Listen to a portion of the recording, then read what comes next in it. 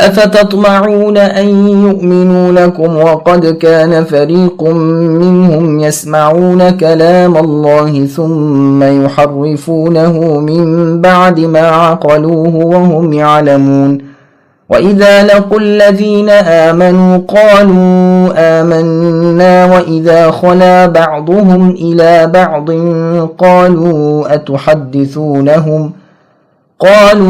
أتحدثونهم بما فتح الله عليكم ليحاجوكم به عند ربكم أفلا تعقلون أولا يعلمون أن الله يعلم ما يسرون وما يعلنون۔ مسلمانوں، کیا تمہاری خواہش ہے کہ یہ لوگ ایماندار بن جائیں؟ حالانکہ ان میں ایسے لوگ بھی ہیں جو کلام اللہ کو سن کر عقل و علم والے ہوتے ہوئے پھر بھی بدل ڈالا کرتے ہیں۔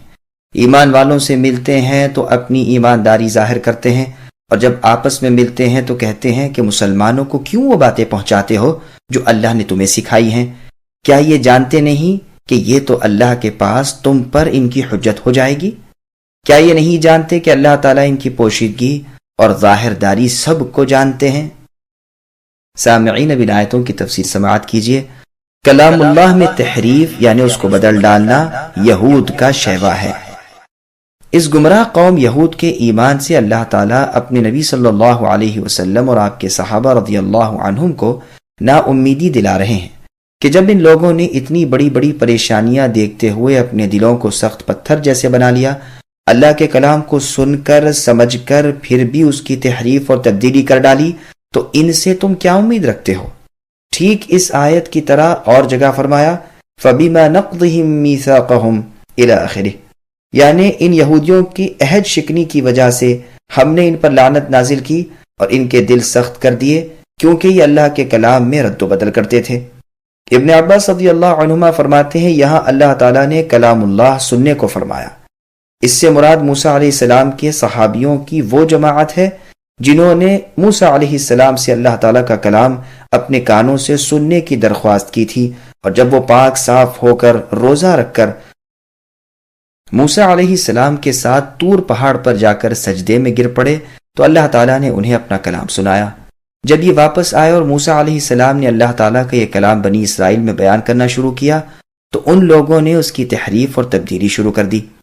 سدی رحمہ اللہ فرماتے ہیں ان لوگوں نے تورات میں تحریف کی تھی، یہی عام معنی ٹھیک ہیں،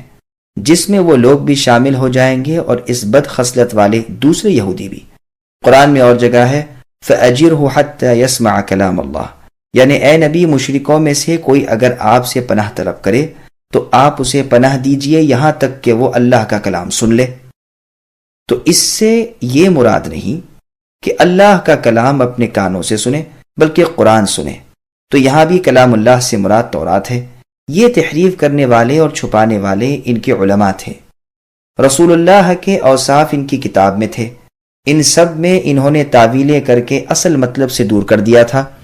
اسی طرح حلال کو حرام، حرام کو حلال، حق کو باطل، باطل کو حق کر دیا کرتے تھے۔ رشوتیں لینے اور غلط مسائل بتانے کی عادت ڈال لی تھی۔ ہاں کبھی کبھی جب رشوت ملنے کا امکان نہ ہوتا، ریاست کے جانے کا خوف نہ ہوتا، مریدوں سے الگ ہوتے تو حق بات بھی کہہ دیا کرتے، مسلمانوں سے ملتے تو کہہ دیا کرتے کہ تمہارے نبی سچے ہیں،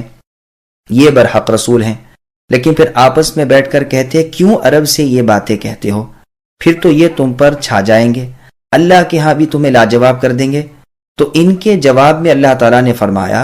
کہ ان بے وقوف یہودیوں کو کیا اتنا علم نہیں کہ ہم تو پوشیدگی اور ظاہرداری سب کو جانتے ہیں۔ قرآن میں ہے وَقَالَ طَائِفَةٌ مِّنْ أَهْلِ الْكِتَابِ آمِنُوا بِالَّذِي آمَنُوا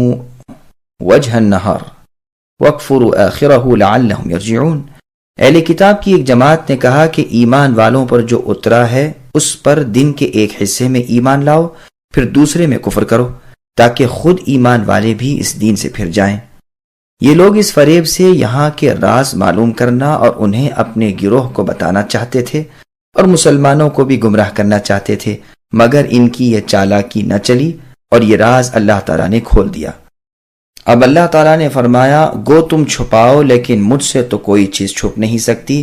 تم یہ جو چپکے چپکے اپنے گروہ سے کہتے ہو کہ اپنی باتیں ان تک نہ پہنچاؤ، اور تم جو اپنی کتاب کی باتوں کو چھپاتے ہو، تو تمہارے اس برے کام سے میں بخوبی آگاہ ہوں، اور تم جو اپنا ایمان ظاہر کرتے ہو اس تمہارے اعلان کی حقیقت کا علم بھی مجھے اچھی طرح حاصل ہے۔